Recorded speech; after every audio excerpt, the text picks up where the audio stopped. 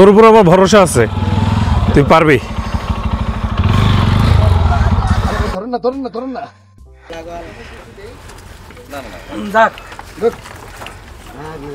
অস্থির লেভেলের মজা।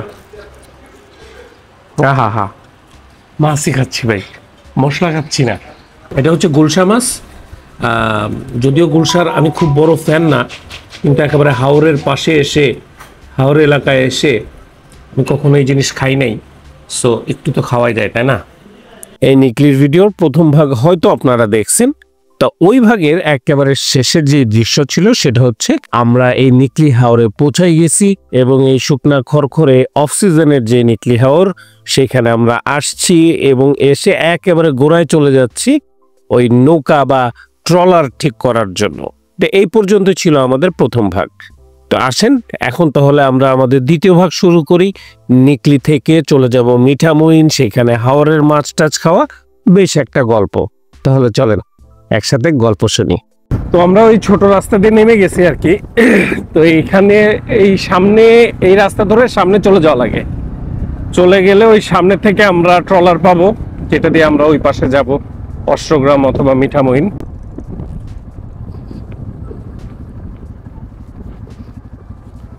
আচ্ছা, এখন বিষয়টা হচ্ছে আমরা একদম হাওরের গোড়ায় এসে দাঁড়ায় আছে, এখান থেকে যাইতে হবে মিঠামইন ওই পারে। সমস্যাটা হয়ে গেছে যে এখানে ট্রলারের দাম হচ্ছে কত পার পার্সন মোটরসাইকেল সহ? 800 টাকা। এটা হচ্ছে যদি আপনারা লোকালি যান আর কি, মানে যে যখন সিজন থাকে আর কি, সিজনের সময়। এখন সমস্যাটা হচ্ছে যে এটা এখন সিজন না, এটা এখন খালি। সো ঘাটের থেকে যদি এখন আপনি ওই পাশে মিঠামইনে যাইতে চান, তাহলে আপনাকে একটা রিজার্ভ করে নিয়ে যেতে হবে। এরকম একটা পরিস্থিতিতে আমরা এসে পড়ছি প্রায়। যদি রিজার্ভ করে যাই কত টাকা দেওয়া লাগবে? 2000 টাকা। নদী ঘোরা রাস্তায় নাকি যাইতে হয়, যেহেতু পানি যখন থাকে তখন সোজা যায়, আর এখন হচ্ছে বাঁকা পথে যাইতে হবে। এবং যাইতে কতক্ষণ সময় লাগবে? প্রায় 1.5 ঘন্টা লাগবে। ভাই বলতেছে যাইতে প্রায় 1.5 ঘন্টা সময় লাগবে। ভাই একটু কমায় নেন। দুদিক দিয়ে ঘাট পাড়া দিতে হয়, আবার নদী ঘুরে যেতে তেল খরচটা একটু বেশি লাগে। আচ্ছা ধরেন এই যে আমি যদি এখন না আসতাম, তাইতো না নরমাল বিষয়, নরমাল বিষয় এটাই। তুই কাগজ দলে। আমি সাধারণ আচ্ছা আপনাদের সামনে না দামাদামি করব না, এদেরকে এখন আমি অনেক ভাবে অনেক কিছু বলবো, বাবুরে সোনারে বহুত কিছু বলবো। বলার পরে আসল দামটা আপনাদেরকে আমি বলবো না, 2000 টাকাই লাগে, এটাই আপনাকেও দিতে হবে। পরে তাদেরকে পড়ায় আমি যা কমাইতে পারি সেটা আমার ব্যাপার, ঠিক আছে? তো এই আমরা সব টিটু ভাই, তাইজুল ভাই, সবুজ ভাই আর আরমান ভাই, আমরা সবার সাথে এখন অনেক খোঁজ গল্প করব, তাদের সাথে বন্ধুত্ব পাতাবো, সম্পর্ক করব। তারপরে তারা সেই সম্পর্কের খাতিরে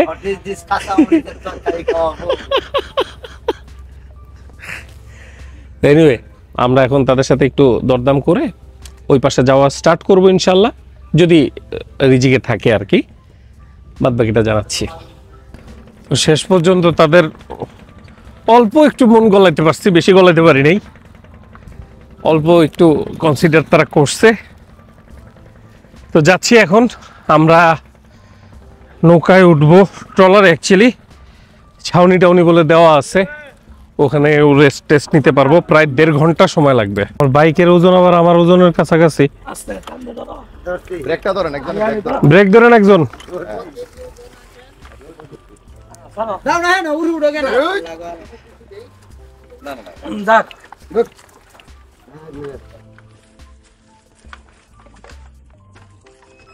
দিবাও আমার গুড়াড়ি সব দিদারু বাতারি দাঁড়া। আরে আমাকে দেখা যাচ্ছে কিনা আমি শিওর না। তো এই হচ্ছে আমরা রওনা দিলাম মিঠামইনের উদ্দেশ্যে। আমাদের ট্রলার, ওই যে আমাদের পাইলট মানে আমাদের নাবিক সাহেব। কাকা মামার নাম কি? নাম কি? জুয়েল। তো আমরা জুয়েল ভাইয়ের নৌকায় উঠছি শেষ পর্যন্ত, মানে ওনারাই ঠিক করে দিছে। আর যারা এখানকার যারা এক্সপেরিয়েন্স আছেন তারা অবশ্যই আমাকে বলবেন যে ধরা খাইলাম নাকি ঠিকই আছে। 1500 টাকা লাগছে আমার যাওয়া, এবং তারা আবার নিয়ে আসবে আমাকে। তো যাই, তবে টুরিস্টের যে পরিস্থিতি দেখতেছি মানে কেউই নাই, আমরা একাই বলতে গেলে এই টোটাল জায়গাটাতে আমরা একাই। এখন ওই পারে যায় কিছু পাবো কি না এটা দেখার বিষয়, কারণ এই পাশে সব রেস্টুরেন্ট বন্ধ। এখন ওই পাশে যায় আমরা হাওরের মাছ টাছ এগুলা কিছু পাবো কিনা দেখি, যাই, রিজিকের মালিক আল্লাহ।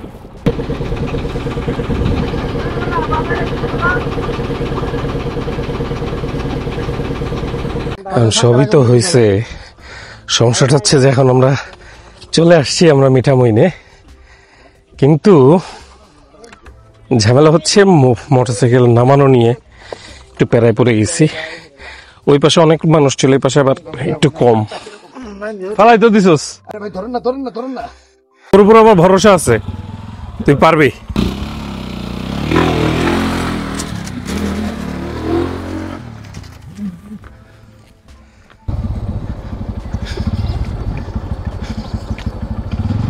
আমরা এখন একটা রেস্টুরেন্টের খোঁজ পাইছি, রেস্টুরেন্টটা নাকি খুব ভালো, বিলের মাছ টাছ পাওয়া যায় এই মিঠামইন বাজারের ভিতরে।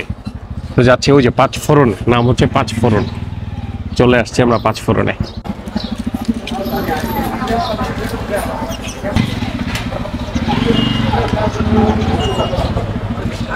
হচ্ছে যে রেস্টুরেন্ট এটা মোটামুটি খারাপ না, এরকম জায়গার ভিতরে এটাই মনে হয় সবচেয়ে নতুন নতুন। হ্যাঁ, মিঠামইনের মধ্যে এটাই মোটামুটি আধুনিক এবং নতুন বোঝা যাচ্ছে, এসি টেসি করা আছে। এবং তার চেয়ে মজার ব্যাপার, আমি এখানে fried rice, chicken fry, chow mein সব পাইছি। শুকনা সিজনে আসলে পারে এই এন্টায়ার এরিয়াতেই মাছের পরিমাণটা একটু কম পাবেন। তাছাড়া যেসব রেস্টুরেন্টগুলো আছে সেগুলোতে ওই যখন ভরা মৌসুমে আসবেন তখন প্রচুর মাছ পাবেন। এবং আশেপাশে আমি দুই একজনের কাছ থেকে শুনলাম, মানে এলাকার মানুষজন বললো যে এইসব রেস্টুরেন্টে হাওরের মাছই থাকে। দেখা যাক, আসুক খাই, হাওরের মাছ খাবো আজকে। ও হো, আজকে যে পরিমাণ ভাত দিছে, দেখা যাক কোন পর্যায়ে যাইতে পারি। প্রথমে এটাও হাওরেরই টাকি, এই টাকি মাছের ভর্তা। ওরা তো মনে করেন দাম বলছে ভালোই, মানে 150 টাকা, 180 টাকা, এর থেকে বেশি না। কিন্তু ওই সাইজ দেখে বোঝা যাবে যে অ্যাকচুয়ালি কাহিনী কি। টাকি মাছ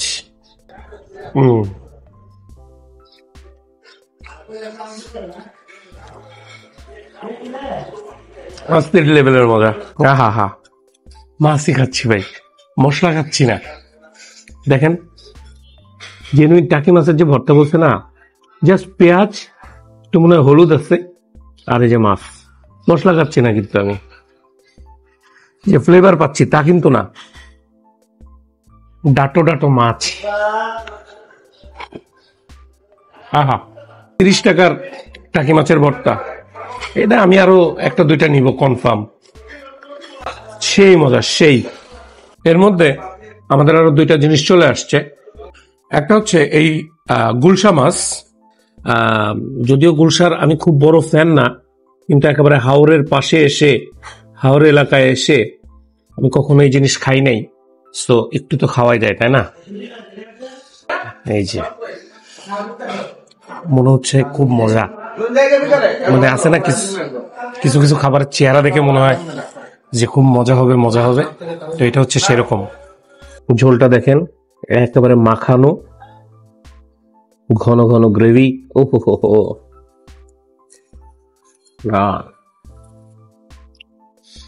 এই যে গুলশা মাছ, যারা গুলশা খাইছেন তারা তো জানেন। মাছে এত তো লবণ দেওয়ার দরকার ছিল না, মাছের তো এমনি স্বাদ মজা, একটু মনে লবণ বেশি পড়ে গেছে মাছে। ছোট ছোট মাছ, মজা, এটাও মজা। তবে আমি শুনছিলাম যে অষ্টগ্রামেও নাকি দুই একটা দোকান আছে, ওখানে খুব ভালো ভালো মাছ পাওয়া যায়, মানে হাওরের মাছ পাওয়া যায়। তো আজকে মনে হয় না আর অষ্টগ্রাম যাব। স্ট্রিট ফুড হান্টিং এর যে শামীম ভাই, উনি আমাকে বলছে যে পৃথিবীর সেরা রসমালাই নাকি অষ্টগ্রামে পাওয়া যায়। মানে ওনার কাছে এতটা পছন্দ হয়েছে, আমি সময় করতে পারবো কিনা এটা হলো এখন দেখার বিষয়। আর এই হচ্ছে আমাদের বাইম মাছ।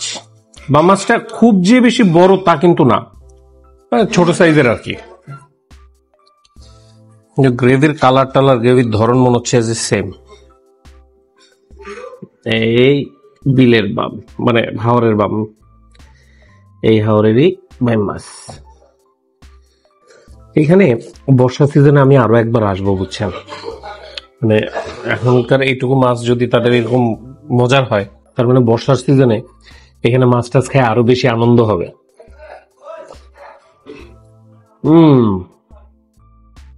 আর সেই সেই সেই সেই একদম ফাটাফাটি, বেশ সুস্বাদু, বেশ সুস্বাদু। হাওর বাওয়ার বুঝি না ভাইয়া, মাছ মজা। আমাদের আজকে লাস্ট যে অপশনটা, এই আমাদের বোয়াল মাছ। বোয়াল মাছটা সে যেটা বলছিল যে খুব একটা বেশি বড় না, আসলে ঠিক, মানে আবার খুব যে বেশি ছোট একেবারে তাও না, মাঝারি সাইজের আর কি, 1-2 কেজি ওজনের হবে। তো বোয়ালটা আর একটু বড় হবে, তাই না? বড় মাছের বোয়াল, মানে বড় বোয়ালের যে তেল, আমি ওই বড় বোয়ালের তেলের ব্যাপক ফ্যান। বড় বোয়ালই বলেন, পাঙাশি বলেন, আমি দুইটারই ফ্যান। এই কারণেই দিতে চাইনি একেবারে পেটের কাজটা। এই কারণে ওনারা বলছিল ভাই আপনি অন্য পিস নেন। আমি বলছিলাম যে না, আমি একটু তেল তেল তেল তেল খাবো, তবে এটাতে তেমন একটা তেল নাই। এটা একটা দুঃখ পাইলাম। আমার তো বোয়াল মাছের কথা মাথায় আসলেই মাছের ওই নরম নরম তেলের কথা মনে পড়ে, তো এখানে নাই। এই যে মাছ, হাওরের বোয়াল মাছ, মাছ স্বাদের, বাট ওই যে তেলের সাইডটা ওইটা নাই, ওইটা মিস করলাম। বড় বোয়াল নাই, এখন বেচারারা কি করবে? বাট এদের রান্না ভালো, একেবারে রান্না একেবারে খারাপ না। বোয়াল টোয়াল ওইগুলো দেখলাম যেটা জাস্ট মশলা টসলা দিয়ে ভোনা। আবার অনেকে দেখছি, যেমন আমাদের মতিঝিলে অফিস পাড়াতে সবজি দেয়, শীতকাল যেহেতু, শীতকালীন সবজি টবজি মিক্স করে। যেমন কিছুদিন আগে আমিন ভাইয়ের একটা বোয়াল খাইছিলাম সিম দিয়ে, টমেটো দিয়ে, সেই অমনে বেশি মজা লাগে। এটা হচ্ছে এই রেস্টুরেন্টের সব থেকে মজার জিনিস, এটা আমি দ্বিতীয়বার নিলাম আর কি। এটা 30 টাকার টাকি মাছ ভর্তা, সুপার। তো আলহামদুলিল্লাহ খাওয়া দাওয়া শেষ করছি, ভালো খেয়েছি আলহামদুলিল্লাহ। তবে ওই সিজনে আসতে হবে, সিজনে আসলে পরে মাছের প্রকারও বেশি পাওয়া যাবে, বড় বড় মাছ পাওয়া যাবে, তেলে মাছ পাওয়া যাবে, তখন খায়ে মজা লাগবে। আর এখন আমরা যাচ্ছি হচ্ছে মিঠামইনের সেই প্রখ্যাত রাস্তায়, যদিও আমরা জানি না কোন দিকে, শুনে শুনে যেতে হবে। তা চলেন আপনাদের সাথে একটু রাস্তাটা একটু দেখাই, তারপরে না হয় হালকা একটু কথা বলে বিদায় নিয়ে নেব ইনশাআল্লাহ। চলেন যাই সেই রাস্তায়। মিঠামইনের এই রাস্তাটায় এসে আমার যেটা প্রথমে মাথায় আসলো, যে আসলে সিজনের সময় যখন মানে অনেক পানি টানি থাকে এবং দুই ধারের এই পানিটা যখন রাস্তায় চলে আসে এবং সেই রাস্তা দিয়ে যখন বাইক চালানো হয় বা গাড়ি চালানো হয় বা একদম কানায় কানায় পূর্ণ থাকে পানি, এক কথায়, তখন এই জায়গাটার সৌন্দর্য কি পরিমাণ হয়। কারণ আমি এখন যেই সৌন্দর্য দেখতেছি সেটা পানি থাকলে মানে এটা কত গুণ বেড়ে যাবে। এবং তখনই আমার কাছে মনে হলো যে আর যাই করি জীবনে, পানি থাকাকালীন একবার এইখানে আমি আসব, অবশ্যই আসবো ইনশাআল্লাহ। আমরা এখন দাঁড়ায় আছি হচ্ছে সেই বিখ্যাত এবং ভাইরাল সেই রাস্তায়, ওই সেই মিঠামইনের সেই বিশাল রাস্তা। এই পাশে আর 14-15 কিলো গেলে অষ্টগ্রাম পৌঁছে যাব আমরা। তো এখন আমাদেরকে ব্যাক করতে হবে। অ্যাকচুয়ালি আমি চাইছিলাম আপনাদের ওই অষ্টগ্রামের সেই রসমালাইটার সাথে একটু দেখা করাইতে, কিন্তু পারলাম না, কারণ আমাদের যিনি নাবিক, আমাদের পাইলট সাহেব, তিনি ফোন দিচ্ছে হচ্ছে ভাই একটু তাড়াতাড়ি আসেন, অন্ধকার হয়ে যাবে, আমি লাইট আনি না, এই বিভিন্ন কথাবার্তা বলতেছে। আমরা এখানে আসছি হচ্ছে আধা ঘন্টা ম্যাক্সিমাম, ওই জাস্ট আসছি, তাড়াহুড়া করে যতটুকু খাওয়ার খাইছি, খাইটে আমরা এদিকে চলে আসছিলাম, কিন্তু সে ফোন দিচ্ছে। সব জায়গায় এরকম 2-1 পাবোই আমরা ইনশাআল্লাহ। তো দেখ, তার সাথে আর প্যারা নিয়ে লাভ নাই। তো এই ছিল হচ্ছে আমাদের আজকের নিকলির ট্যুর, ছোটোখাটো। তবে অবশ্যই এই ট্যুরটা দেওয়ার সঠিক সময় আমি যতদূর বুঝতে পারলাম সেটা হচ্ছে যে পানি টানি থাকবে সেই সময়টায়, কারণ হাওর এলাকায় পানি শূন্য সময়ে এসে অতটা ভালো ফিল আপনি করবেন না। মাছ অবশ্যই আমার যতদূর মনে হলো যে বেশ ভালো মাছ পাওয়া যায় এখানে। হয়তো আমি আপনাদেরকে সে বড়সড় মাছ টাছ দেখাতে পারি নাই আজকে, তো যাই হোক, সমস্যা নেই, আবারও আসবো ইনশাল্লাহ, আবারও দেখা হবে সবার সাথে এই মিঠামুই নেই।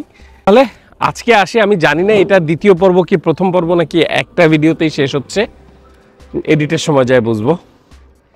আজকে আসি তাহলে, ভালো থাকবেন, সুস্থ থাকবেন, ভিডিওতে লাইক কমেন্ট শেয়ার যা যা করার দরকার করে দিবেন। আর ইউটিউবে যদি এই ভিডিওটা দেখে থাকেন তাহলে সাবস্ক্রাইব, আর ফেসবুকে দেখে থাকলে ফলো করে দিয়েন। আল্লাহ হাফেজ, টাটা।